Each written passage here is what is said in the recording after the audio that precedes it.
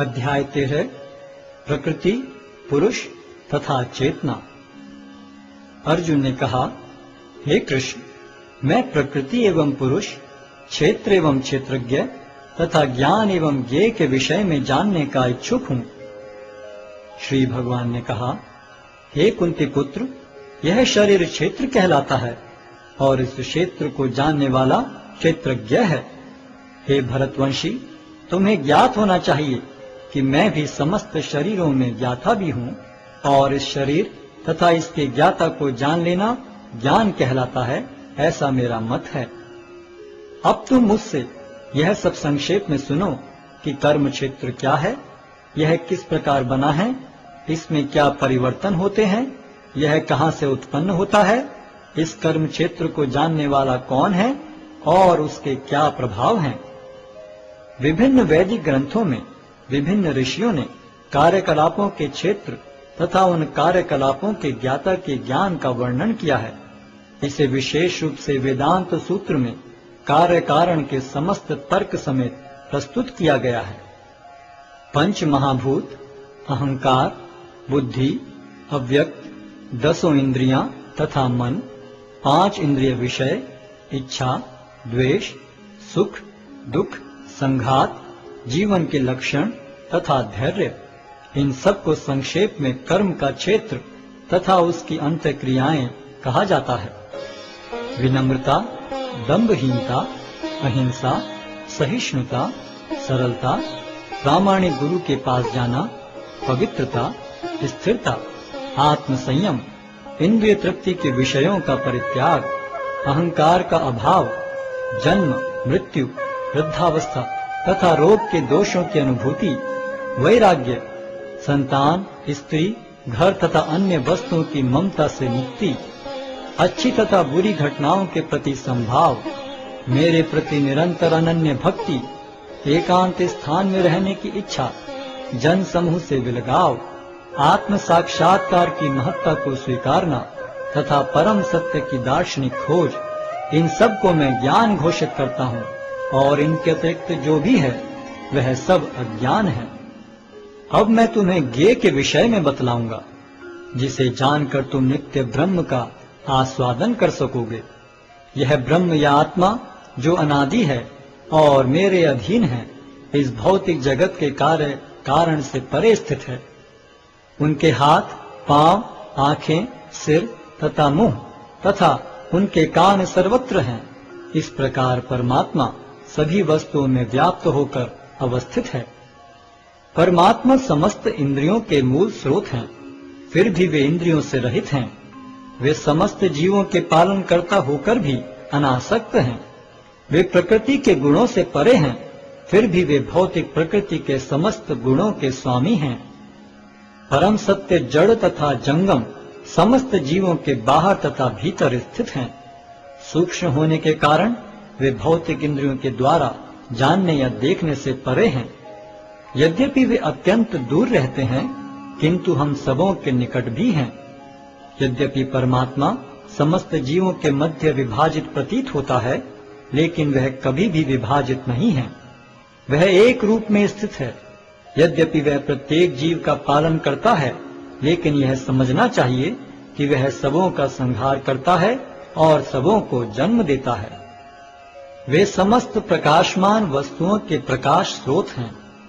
वे भौतिक अंधकार से परे हैं और अगोचर हैं। वे ज्ञान हैं, ज्ञेय हैं और ज्ञान के लक्ष्य हैं।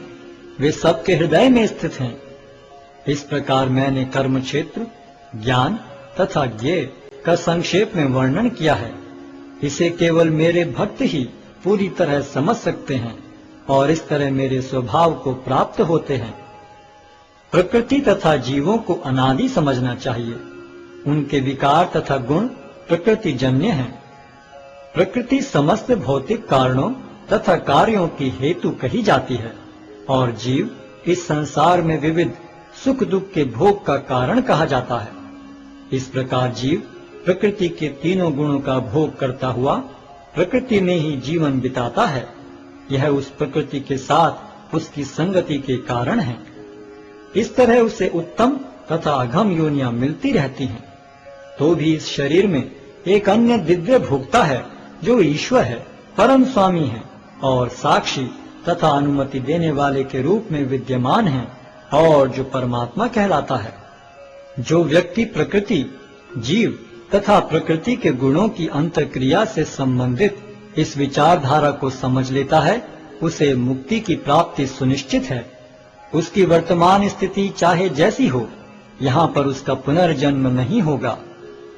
कुछ लोग परमात्मा को ध्यान के द्वारा अपने भीतर देखते हैं, तो दूसरे लोग ज्ञान के अनुशीलन द्वारा, और कुछ ऐसे हैं जो निष्काम कर्म योग द्वारा देखते हैं। ऐसे भी लोग हैं जो यद्यपि आध्यात्मिक ज्ञान से अवगत नहीं होते, पर अन्यों से परम पुरुष के विषय में सुनकर उनकी पूजा करने लगते हैं। ये लोग भी प्रामाणिक पुरुषों से श्रवण करने की मनोवृत्ति होने के कारण जन्म तथा मृत्यु के पथ को पार कर जाते हैं। हे भरतवंशियों में श्रेष्ठ, यह जान लो कि चर तथा अचर जो भी तुम्हें अस्तित्व में दिख रहा है, वह कर्म क्षेत्र तथा क्षेत्र के ज्ञाता का संयोग मात्र है। जो परमात्मा को समस्त शरीरों में आत्मा के साथ देखता है और जो यह समझता है कि इस नश्वर शरीर के भीतर न तो आत्मा न ही परमात्मा कभी भी विनष्ट होता है, वही वास्तव में देखता है। जो व्यक्ति परमात्मा को सर्वत्र तथा प्रत्येक जीव में समान रूप से वर्तमान देखता है, वह अपने मन के द्वारा अपने आप को भ्रष्ट नहीं करता। इस प्रकार वह दिव्य गंतव्य को प्राप्त करता है।